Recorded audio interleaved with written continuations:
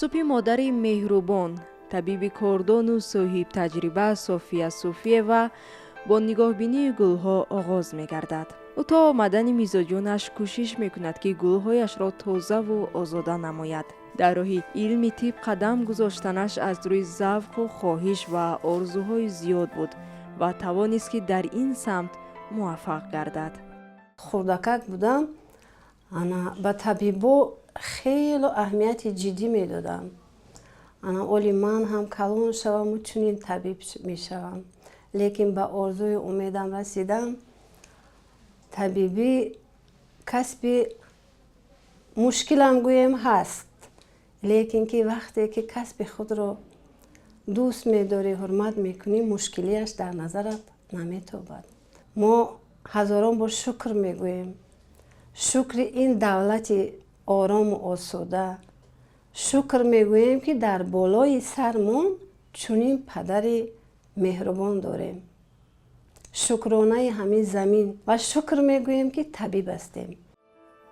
دوران دانشجویی همیشه سعی می نمود که با استادان خود در رابطه باشد و از کاری آنها تجربه خوب بگیرد. صوفیا صوفیه و همیشه همکسبانش را در اتاق کاریش جمع می نماید و با آنها مشورت می کند و توصیه می دهد تا در طبابت بیماران به اهمیت نباشند. ما در عائله 13 نفر هستیم. ما هم از مادر ما حاضر در سن و سال پیرانسالی قرار دارد. 92 ساله هستند. مادر بزرگوارمان. مادر ما همه فرزندان را خواندن و به قله های بلند رساندند. بسیاری در عائله طبیب هستیم.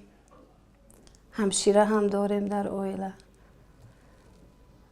ما براستی خیلی منتدار از مادرمون، چون که یک فرزند 2 فرزند کلان کردن این خیلی مشکلی های طلب میکند.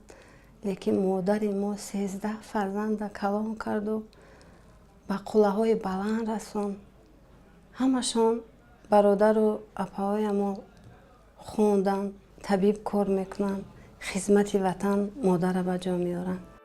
کسب انتخاب کرده اش را زیاد دوست می دارد و با محبت و صمیمیت همیشه پای مشغولیت خود است. مشکلی های کار را باشد با خنده، با آرزوهای تازه پس سر می کند. کارش را باشد صادقانه و صاف دلانه بهر آبادی وطن پیش می برد. یک لحظه هم مادر به یاد می رسد، می خواهی که همین خیل رنگ مثل کودکی دوام پیش مادر روی. صدقه پاها تو چه جان، صدقه مویهای سفید تو چه جان. در اصلا مادر این خودش هم فرشته است، فرشته زمینی هست. باز هم تکرار به تکرار هم مادر گویی، حتی دلت هم آرام نمیگیرد. صوفیا صوفیه و با فعالیت پرثمرش همیشه میان همکارانش احترامی خاصه دارد. او زن است مسئولیت شناس و در کارش نازکبین و دوراندیش.